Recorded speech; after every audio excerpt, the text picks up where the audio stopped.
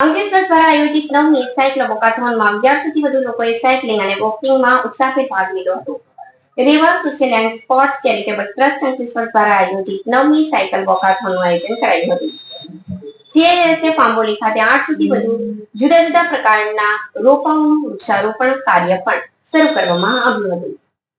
Rewa social and sports charitable trust Ankleshwar દ્વારા આયોજિત 9મી cycle વોકાથોનમાં 1100 થી વધુ લોકોએ સાયકલિંગ અને વોકિંગમાં ઉત્સાહભેર ભાગ લીધો હતો.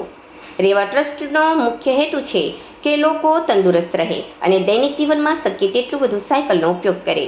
તેમજ સંસ્થા દ્વારા સાથે સાથે CISF આંબોલી ખાતે 800 થી વધુ જુદા જુદા પ્રકારના રોપાઓનું વૃક્ષારોપણ કાર્ય પણ શરૂ કરવામાં આવ્યું છે. રેવા ટ્રસ્ટ સ્પોર્ટ્સ, સ્વાસ્થ્ય, વરસાદી પાણીના સંરક્ષણ, વૃક્ષારોપણ તથા પર્યાવરણ જાળવણી માટે વિવિધ પ્રવૃત્તિઓ કરે છે.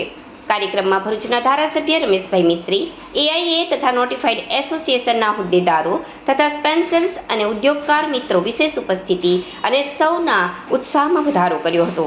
ટ્રસ્ટ દ્વારા ભરૂચ જિલ્લામાં કાર્યરત વિવિધ સ્પોર્ટ્સ ક્લબના સભ્યોને ગત વર્ષે મળેલ ઉપલબ્ધિ માટે ટ્રોફી તથા પ્રમાણપત્ર આપી સન્માનિત કરવામાં આવ્યા હતા.